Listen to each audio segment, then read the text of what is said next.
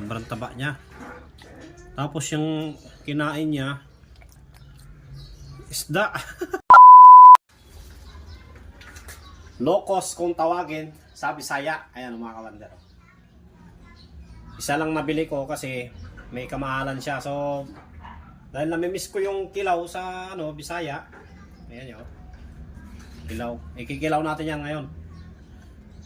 Kaya nakabili ako ng isang piraso lang. Ayan, isang piraso lang to pero may kamahalan din. 400 ang isang kilo. Bumili rin pala ako ng isaw ng baboy.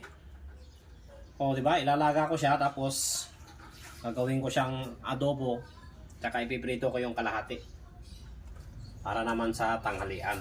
Ito ang almusal namin ni Wander Kati. Yan, pikilaw natin to. Kaya ganito lang pala magtanggal yan mga kawander. O diba? Magaan pala ito, oh. Ang gaan. Iiwain lang natin siya ng medyo manipis.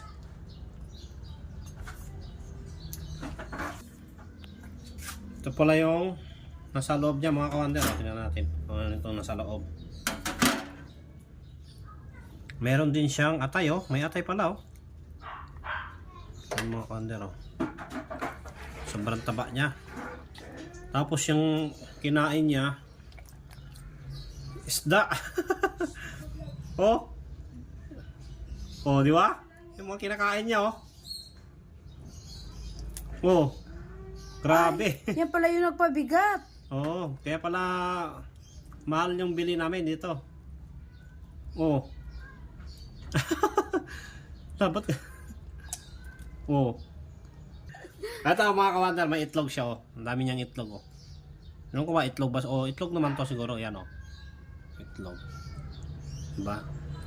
Ito yung ano ba to? Laman loob niya, daming laman loob, oh. Ayan mga kawander, ito lang yung kukunin natin sa pangkilaw. Ayan, tapos na naiwa-iwa, hindi ko na pinakita. Ay, ako yung nagugutom na. Bura natin ng asin. Sibuyas na puti, kalamansi. Malinis naman yung kamay ko, madalian lang to mga kawander, sinagugutom na ako.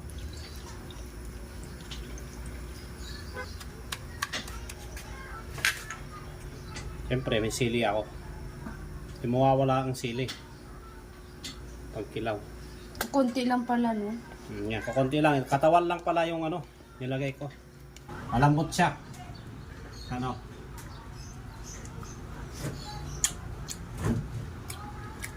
Panalo. Pili.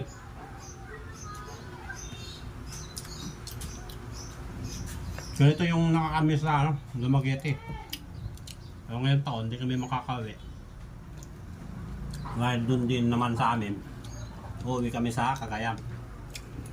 Doon naman muna kami sa Cagayan.